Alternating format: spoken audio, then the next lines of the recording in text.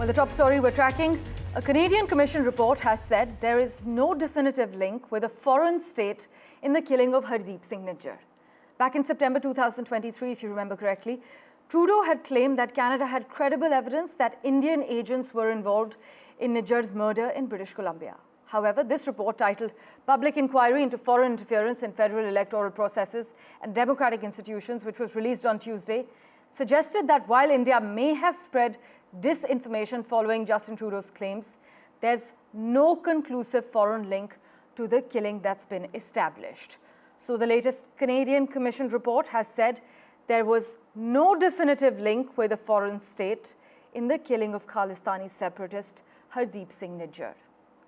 Back in 2023, the Canadian Prime Minister Justin Trudeau had claimed that Canada actually had credible evidence that Indian agents were involved in Hardeep Singh Nijjar's murder on Canadian soil in British Columbia.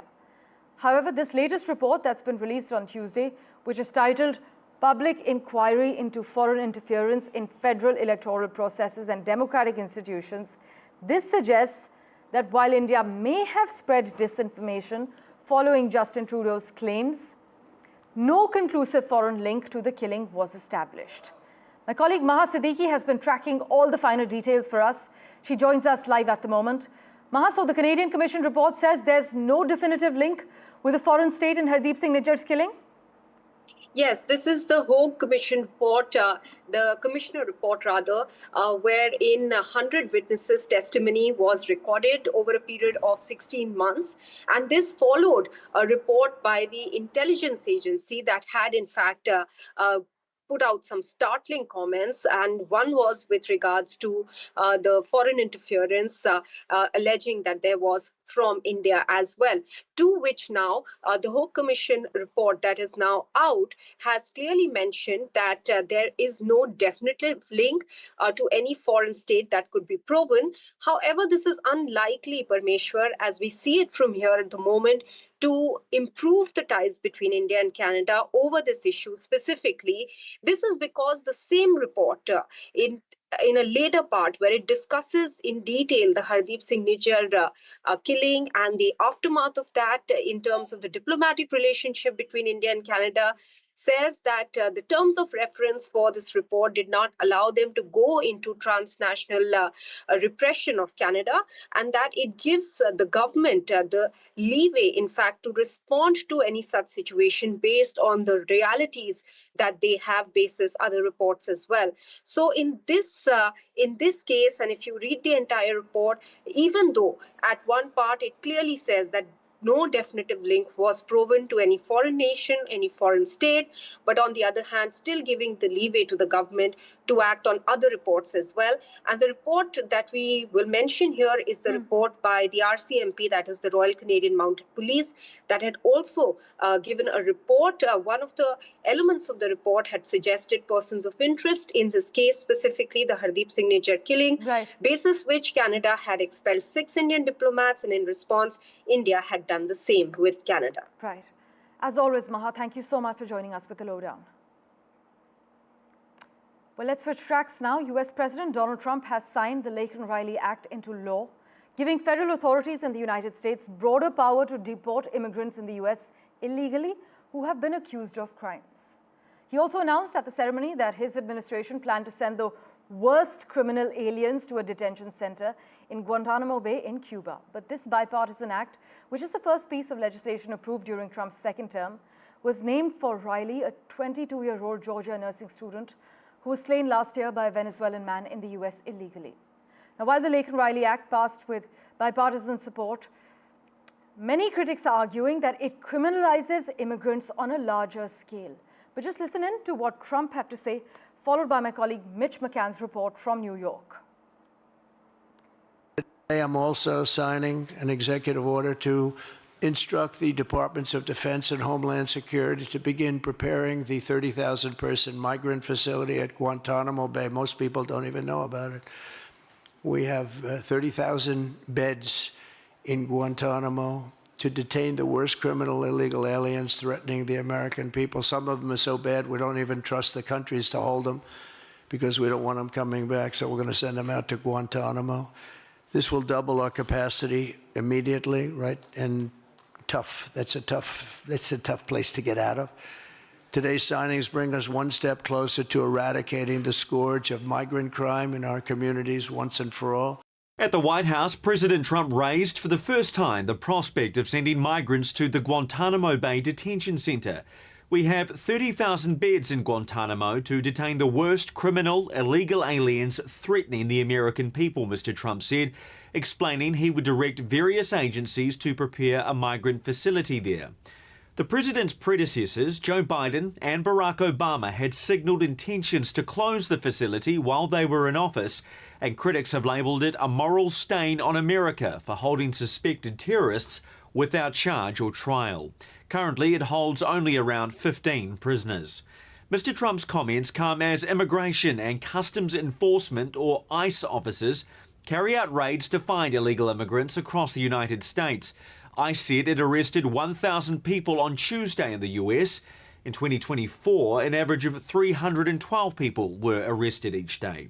Officials in some cities say that migrant communities are now living in fear of being raided by law enforcement. Meanwhile, the White House has rescinded an order that froze trillions of dollars in government grants and loans. The order, sent out earlier this week, directed agencies to review and eliminate spending on so-called woke ideologies.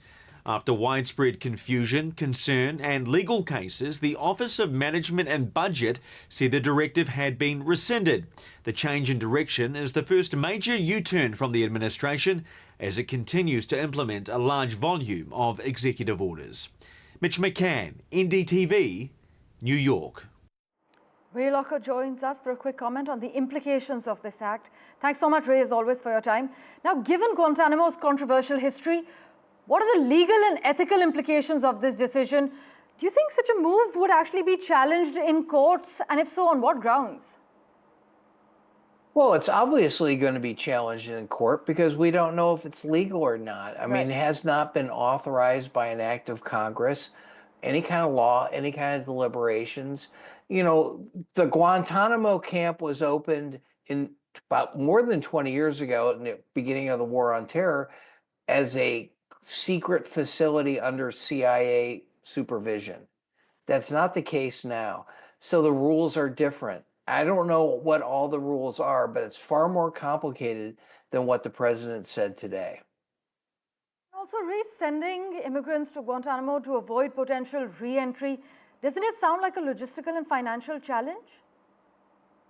Well, it's going to be very expensive. You have to find these people. You have to send them down to this base at the edge, eastern edge of Cuba. You have to find places for them to sleep and stay. You have issues where not all of these people, according to the Lake and Riley Act, are actually convicted of crimes. So you have people who may be awaiting a trial and they have no access to their lawyers or their families. Absolutely. So it's a huge logistical problem. Well, Ray, thanks so much for joining us with your quick comments. We will, of course, revert to you for regular updates as and when this proceeds to courts. But one must keep in mind that this approach of Trump's could backfire in terms of cost, overcrowding, and international relations as well. And in staying with updates from the United States, after 3 consecutive cuts, the US Fed held interest rates steady and signaled that it's in no rush to make further changes. Trump, though, has responded with sharp criticism of the bank. But the US Federal Reserve Chair, Jerome Powell, has given no indication of whether President Donald Trump's trade policies would impact the central bank's future decisions. But inflation remains above the Fed's 2% target, and economists have warned that tariffs could drive prices up further. But Mr. Powell stressed that he would not comment, even indirectly, on tariffs. Uncertainty is with us all the time, is what he said. But Trump's return is, however, clearly weighing on one bank, at least one central bank. Canadian policymakers cited US tariff threats in their decision to cut rates on Wednesday. By the way, the US president has appealed his conviction for covering up hush money payments to a porn star and appointed new lawyers to expunge the first conviction of a former president. This is what his legal team has disclosed. Trump named lawyers from the prestigious firm Sullivan and Cromwell in an effort to overturn the New York jury's guilty verdict and the sentence passed by the judge in the case on the 10th of this month. Well, in other news, in a move that's sure to capture global attention, Sam Altman, the chief of Microsoft-backed OpenAI, is preparing for a highly anticipated visit to India. Reports say that Mr. Altman's trip is scheduled for February, perhaps the first week, marking his first visit to the country in nearly 2 years. Now, you must note that the timing is significant as OpenAI faces mounting legal hurdles in India, adding a layer of intrigue to Sam Altman's trip. Reports also reveal that the CEO is expected to meet with key government officials during this touchdown, potentially paving the way for important discussions on the future of artificial intelligence in India.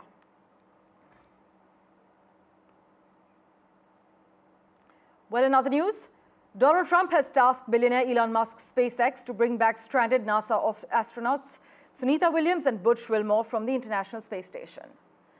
Now, both Butch Wilmore and Sunita Williams have actually been aboard the space station, the Starliner capsule, in the last year for a presumed, they had gone for a presumed 8 to 10 day mission. They have actually been stuck there for about 8 months now.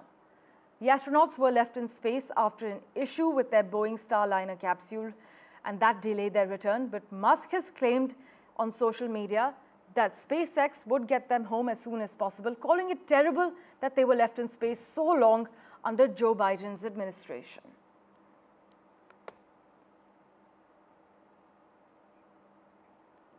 Meanwhile, the Indian Space Research Organization may have taken 46 years to achieve the 100 mission milestone, but the country's space agency is now confident of scoring the next century in relatively quicker time, which is just half a decade. ISRO Chairman V. Narayanan, who oversaw the 100th mission, the GSLV F-15 NVS-02 navigation satellite launch, exuded confidence that the space agency could reach the 200 mark in 5 years. Listen in. Plus 20 seconds. विहंगम दृश्य सफलतापूर्ण उत्थापन GSLV F-15 rocket का. Right, let's get you a quick update from West Bengal now. Well, the 48th Kolkata International Book Fair, one of the world's largest book fairs in terms of footfall, kickstarts in Kolkata, with the theme being Germany this year. The German ambassador to India and Bhutan, Philip Ackerman, described this book fair as the Kumbh Mela Bengali style and spoke to NDTV on the partnership. Here's what he told us. Sir, you made a statement that many believe that was the best description the Kolkata Book Fair could have ever had. You said it's the Kumbh Mela Bengali style. Tell me why you feel so. Well, I think Kolkata and Bengal are the cultural and artistic heart of India, and I think there is no better place for such a book fair. And you see, you have over 2 million visitors, so it's really a big mela. I mean, there are very many people, and that shows the interest that people in West Bengal and elsewhere have in books. And Kolkata Book Fair is a household name. It's the 48th edition. I'm very impressed by the by the sheer size and the dedication. We have heard the Chief Minister speaking during the inauguration ceremony, and I think it is a event that is dear to the heart of Bengali. So it's a Kumbh Mela in a way. And we spoke, I think you touched upon, and the Chief Minister touched upon the specific sort of cultural and literary ties between India and Germany. And, the examples of authors and, the inspiration that our authors have taken from Germany and vice versa. Tell us a little bit about that. What stands out for you in terms of this collaboration at the book fair?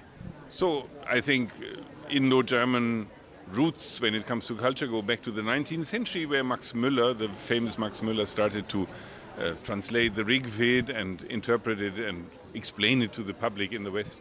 But through the ages, we have a very, very rich Indology, also with non-Hindi language like Kannada or Malayalam, and you have a very, very strong German interest in these parts of the country and strong research also at German universities. But what we see here now is more than that. It's not only the tradition, it's the modern, the open-minded Germany. And what the Goethe-Institut Max Müller did here in this pavilion was basically showcasing that Germany is much more than Max Müller, although it's very important, but we have a very modern, diverse, extremely vibrant and colorful Germany to show.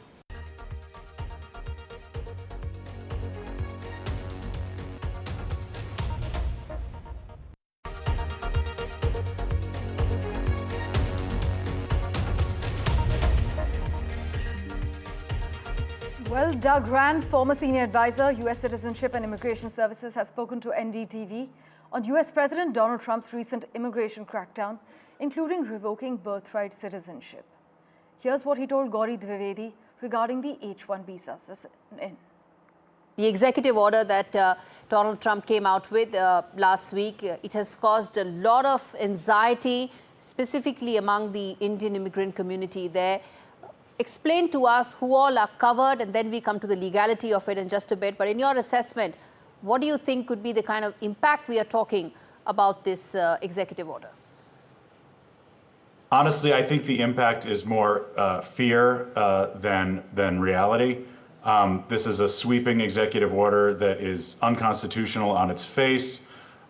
It is attempting to roll back over a century of legal precedent in the United States and say that if somebody is born in the United States and their parents are either undocumented or on a temporary visa here legally, certainly under the jurisdiction of the United States, that all of those children would not be born U.S. citizens. It's a really symbolic gesture. I don't think that Trump's people expected it to last very long in the courts. I think they're taking a gamble and figuring, well, best case scenario, we win in the Supreme Court someday, which is very unlikely.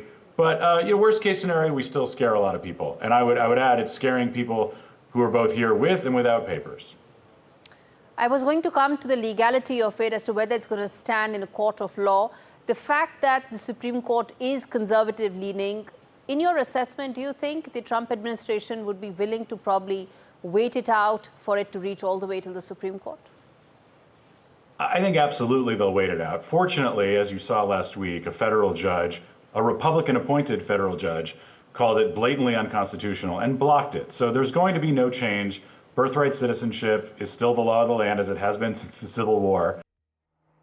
And finally, hundreds of millions across Asia are gearing up to celebrate the Lunar New Year, saying goodbye to the Year of the Dragon and welcoming in the Year of the Snake. In China, the Spring Festival kicks off with 8 days of public holidays. And during the traditional 40-day period that runs before, during and after the Lunar New Year holidays, a massive 9 billion trips are expected to be made across the country.